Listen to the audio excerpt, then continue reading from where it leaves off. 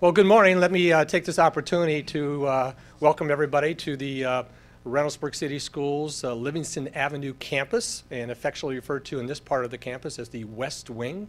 We're very excited about being here. My name is Steve Dakin, and I'm the proud superintendent of the Reynoldsburg City School District. Before we get started, what I'd like to do is take an opportunity just to recognize some folks. You can't do something of this magnitude without having the collaboration with a whole lot of folks. And invariably, when you do something like this, I don't want to miss anybody, but there's some people who really are responsible for how we've been able to pull this thing together, and I just want to take that opportunity. First of all, I'd like to recognize some of our distinguished guests this morning. Chancellor Petro and Superintendent Michael Sawyers. We appreciate both of you being here. I want to recognize, obviously, David Harrison, and I'm going to say some really nice things about David later, but I want to recognize him and his faculty as well for everything they've done to make this become a reality. Also like to recognize our mayor, Brad McLeod. Thank you for being here.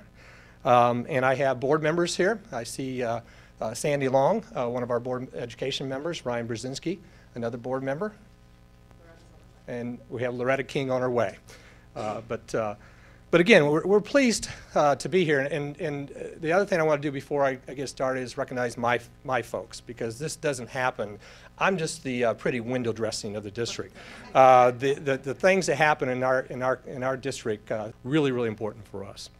And also, we just want to acknowledge guests that we have. We have some folks here from Baltimore, from Frederick Douglass High School, some students and faculty and representatives from their community college in Baltimore, and they're here to visit us today, so welcome. Hopefully you're having a great experience in Reynoldsburg. The renovation of this wing of the Reynoldsburg High School Livingston Avenue campus comes at a tail end of a much larger project for Reynoldsburg City Schools. Improved learning spaces throughout our district. We were the beneficiaries of the Ohio School Facilities Commission project that started in 2002. You are now seeing the last part of that project. In Reynoldsburg City Schools, every single building has either been newly renovated or is new. And so we're very pleased and very grateful to the taxpayers of Reynoldsburg City Schools for affording us that opportunity. This space signifies something more significant than just a space, a commitment to education. In reality, this represents a new era for Reynoldsburg City Schools, one in which increasingly we look beyond our own organization, beyond our own community, and beyond old ways of doing things for ways to offer more educational opportunities for children at less cost for taxpayers. I'm going to say that again, more educational opportunities for children at less cost for taxpayers. Reynoldsburg and Columbus State are among the first in Central Ohio to sign on to an ambitious commitment to dramatically increase the number of adults who have post-secondary degree and/or credentials. I believe that the Central Ohio Compact is a critical strategy to ensure the greater Central Ohio region remains a destination region for jobs and future economic development. I am particularly focused on achieving our shared goals and making college accessible to high school students, particularly high school students who are first-generation high school students. The Bell Early College, which is funded in part by Ohio's Race to the Top, aims to do just that. Offering Columbus State courses right here on campus is a tremendous benefit to our students and a tremendous benefit to our community. I can't say enough about how the Columbus State Community College folks have assisted us to begin this work in this partnership. I will tell you that Dr. Harrison, you have a tremendous faculty, very talented, committed, and it's been a wonderful working relationship. But I have to say this, and I said this at an earlier conference. I met David for a couple years ago, and I will tell you that the first time I met him, I knew that we have a little bit of a kindred soul thing going on. I apologize in advance for saying that, but we hit a great relationship. His vision, his thoughts of it, and his leadership. We wouldn't have pulled this off without David Harrison's leadership, and so I'm very grateful to David and those who have supported this effort. So without further ado, I'm going to turn it over to Dr. Harrison.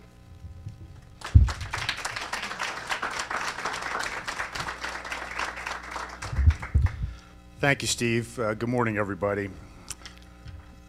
I hope this doesn't turn into too much of a mutual admiration process here, but we talk a lot about partnerships at Columbus State, and it's important to remember that partnerships don't happen between organizations, partnerships happen between people. And to be in a role like this, to have folks who will return your calls is pretty important. And Steve and I talk on the phone a lot, and a lot of those conversations start with something like, the answer is yes, what's the question? And I think that happens from both of our ends. So, and all of those conversations, importantly, are about helping students succeed, helping students succeed at a higher rate, and helping students who may not have been successful in the past succeed. So that's really the core of these partnerships. One of the reasons that folks like Steve and I are able to be creative is because we have such great support from our governing boards. And Steve introduced his trustees who are here, his education members who are here. I'd like to acknowledge my trustees, Vice Chair Rich Rosen and Trustee Gloria Hoover, 2 of our 9 who are completely supportive of this work. And in fact, it was Trustee Rosen, Rich, who really got us together. It was a little more than a year ago, last October, when Rich gave me a call and said, "Hey, I think you ought to take a ride with me out to Reynoldsburg." So our Chief Academic Officer Jack Cooley and I came out and met with Dan Hoffman and with Superintendent Dakin and with some others. We toured their new high school, actually their whole new campus, and then came here. And Steve kind of looked around. It was still the old version of this school, and kind of said, "Someday this could all be yours." And we had talked to Erica and had learned more about the early college work that they were doing. As Steve mentioned, we already had a really good start in the math remediation space, where our faculty were working with Reynoldsburg teachers to really make the senior year more productive in terms of making sure that students were graduating college ready, especially in the math space. So 14 months later, in January, we will be serving this community in what I think is a very innovative and unique way in this kind of collaboration. Something like this doesn't happen easily, especially in less than a year when you think about it. Guys like me show up at meetings and say, "Hey, we've got a great idea, let's go do this." And then a lot of other people have to figure out how to make it happen. And it's really those details that ultimately lead to the long-term success of an initiative like this, whether it be the construction itself, the design of strategically what we want to do out here, the technology, information technology infrastructure that's required, public safety considerations, legal considerations, and insurance, a lot of details. And we have a lot of the folks at Columbus State who helped worry that through, and I'm not going to name them all, but I would like for everybody from Columbus State just to raise your hand so that folks know that you're here. Yeah, thank you. This was not something that really had been done before, certainly not in the timeline that we had laid out. And there were a lot of decisions that were made in process that were the right decisions, but each of those causes rework. And it's important to know that this initiative was additive. It was new work for busy people. But the fact that they rolled their sleeves up, recognized what it could do for this community and for students, and made it happen, I really appreciate it. As I talked about, this partnership at its core is about students and helping more students succeed. I want to talk a little bit about what's going to be happening in this building, but it's important to recognize that this building in some ways is a metaphor for the broader partnership, because everything that we're talking about isn't happening just in these 4 walls.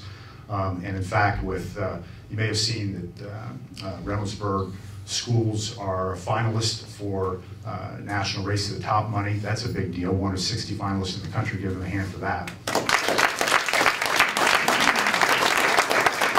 But a big part of that work is using technology in different kinds of ways. So there's always going to be an important need for what happens in the classroom, but what happens in the classroom may be changing over time. And I think this facility, this partnership can be a lab for those kinds of innovations. Talked a little bit about college readiness, and that's really where this conversation started, where our faculty working with Reynoldsburg teachers to create a self-paced, mastery-based math remediation program so that more students are graduating from high school ready to do college-level math. We're now moving into reading and language arts, but math has really been the focal point for the last couple of years. We've got a growing dual enrollment program that really aligns with the early college strategy that Reynoldsburg has put in place.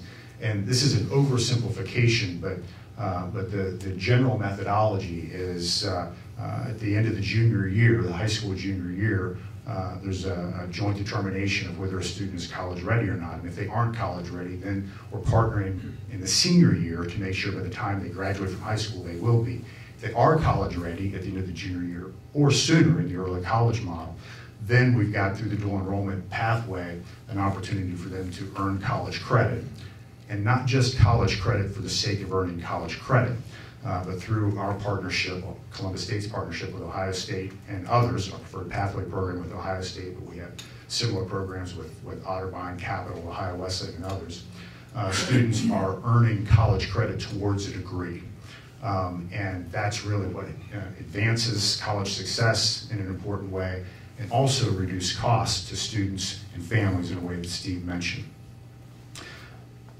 One of the scope changes as we got into this was we had some real momentum around the programmatic work with at the high school college interface. But then I talked to Steve about the possibility of expanding the reach of this facility to develop a full regional learning center for Columbus State. Is there a way that we could use this center to serve the needs of adult learners in this region? And the answer was yes. So in addition to our college readiness work and our dual enrollment work, we will have a full regional learning center here where we will be able to provide workforce programs in healthcare and other emerging fields from this facility. We'll also be able to provide access to transfer programs for adult learners in and around this region, full advising services, full access to really all of the capabilities of Columbus State. We look at our regional learning centers as portals to all of the assets of the college. And having one here in Reynoldsburg, I think, is going to be important, not just for the students that we're serving directly, but for the community as a whole. Steve talked a little bit about the economic model. And if you think about what's happening in higher education now, where more and more students are graduating with more and more debt, if they're graduating at all, because we have too many students who are leaving college before earning a credential, but they're still burdened with debt.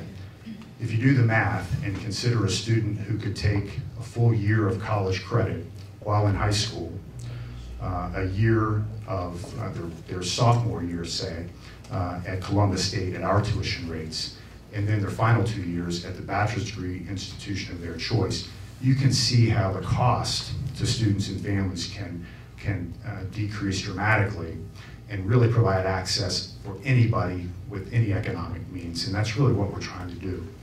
Then if you multiply that out in terms of the effect on taxpayers, where this facility was literally vacant a year ago, we had a small learning center that we were renting a few miles from here. So instead of us doing it on our own or Reynoldsburg doing something on their own, pulling this together in a way that really maximizes taxpayer value in an area that is as important as any in the public policy space. So we're pretty excited about what we're doing, as you can see. We're just scratching the surface, I think, in terms of what this partnership can become. But I really think that this is the kind of thing that can lead by example, not just in our region, but throughout the state. One of the reasons that this is possible is because we have state leaders who not only support this, but encourage it and create an infrastructure, an ecosystem that promotes it. And Chancellor Jim Petro has been a strong advocate for deeper ties between K-12 and higher education. And we're honored to have Chancellor Petro here with us today and allow him to provide some remarks.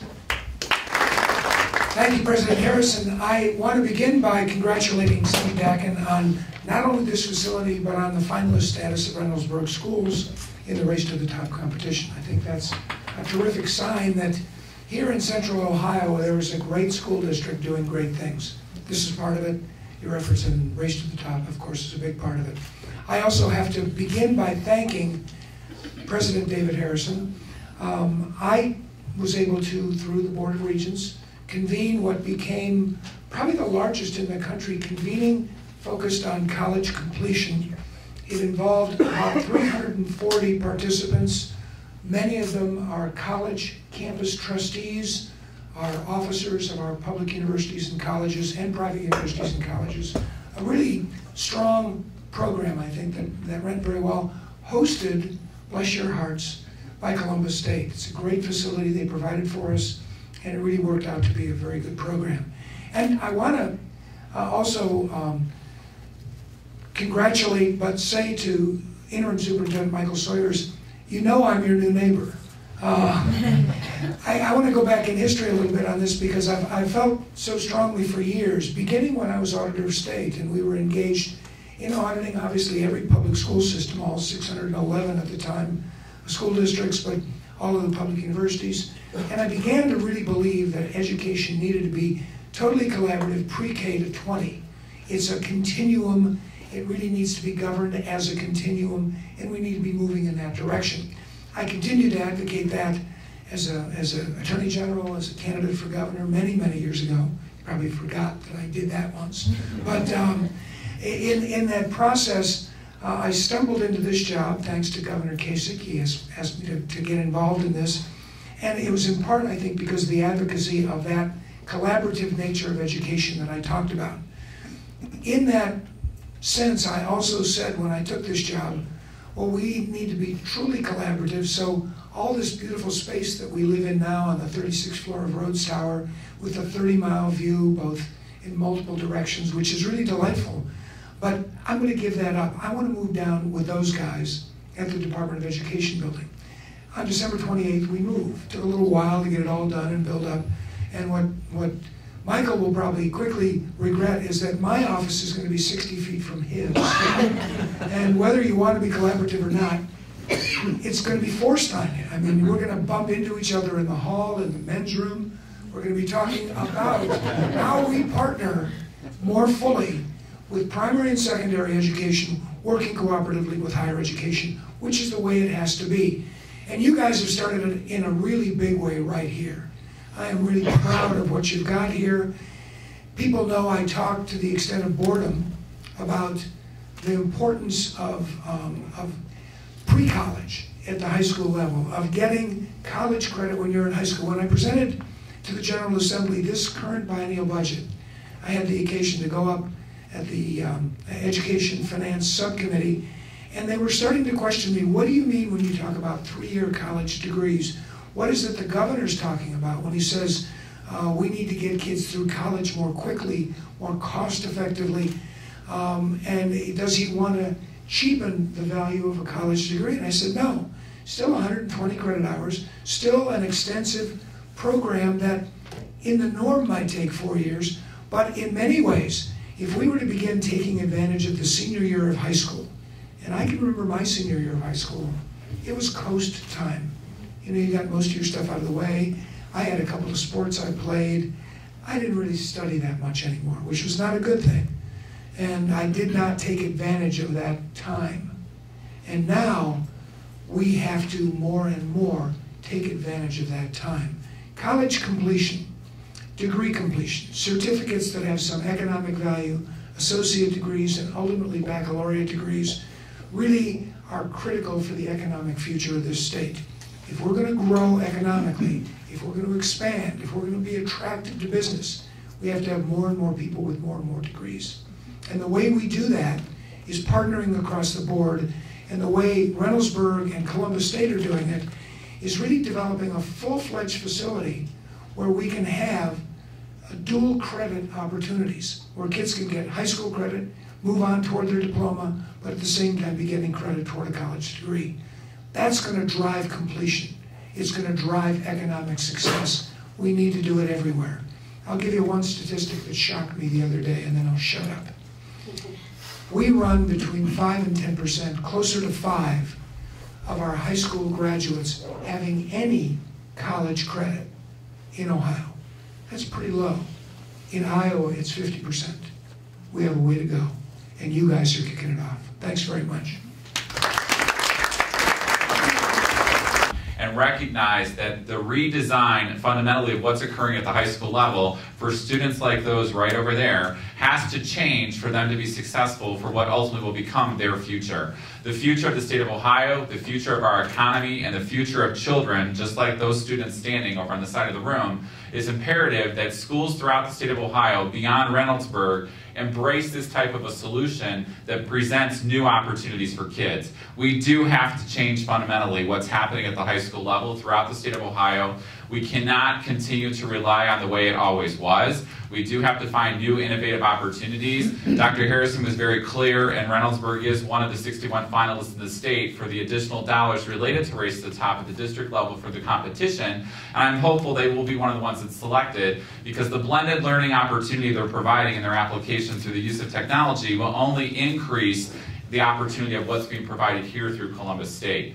So congratulations to you both. You are models and exemplars for the state of Ohio. I'm hopeful that other community colleges and or other universities throughout the state of Ohio will wake up and pay attention. There are some isolated pockets of excellence like this in other parts of the state, but nothing to this magnitude that shows the direct partnership of bringing the community and the adult learning into the environment to benefit the community at large. So Reynoldsburg obviously is showcased. I'm not surprised, because it is one of the school districts of innovation that's recognized throughout the state, to the point where it's recognized across the nation. Other schools and school districts do come to Reynoldsburg for a reason, and it begins with leadership and the courage of a student and faculty ultimately to embrace opportunity. So congratulations to you both, and we look forward to your next innovation.